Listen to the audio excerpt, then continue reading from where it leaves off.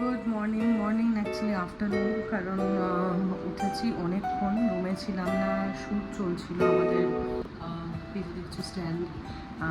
তো এটা শর্ট ফিল্মের শ্যুট চলছে সৌরদীপ্ত, যেটা বলছিলাম কালকে। তো এখন আমি একটু টাইম পেয়েছি, তাই একটু কফি খাচ্ছি।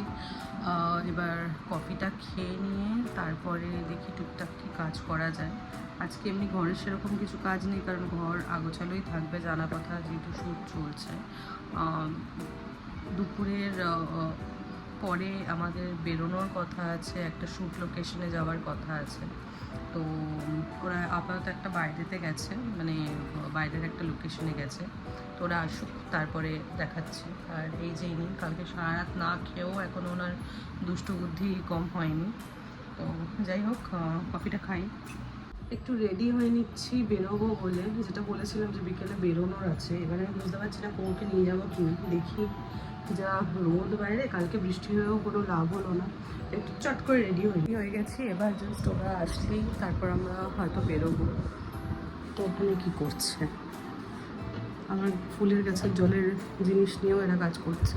যাই হোক, তো এই যে রেডি হয়ে গেছি, একদম সিম্পল হালকা একটু জাস্ট মেকআপ করেছি, সেরকম কিছুই ইউজ করিনি। এবার যখন বেরোবো তারপরে আবার তোমাদেরকে দেখাচ্ছি।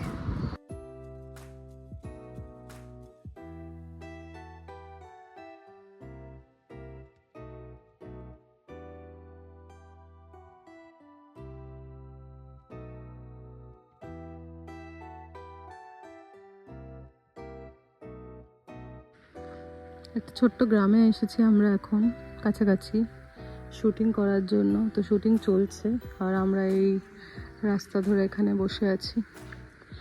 এই যে আরেকজনও বসে আছে আমার সাথে। কোকো, আমরা কোথায় এসেছি ঘুরতে? গরু করতে এসেছি আমরা।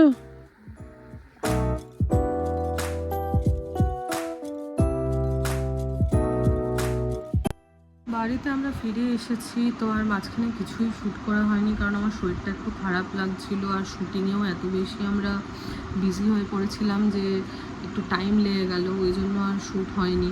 এই জাস্ট আধা ঘন্টা মতো হলো বাড়িতে ঢুকলাম। তো ঠিক আছে, হয়তো আজকের ভিডিওটা এইটুকুই ছোট হবে, কারণ খুব একটা যেহেতু আমি কিছু কালেক্ট করতে পারিনি শ্যুটের জন্য।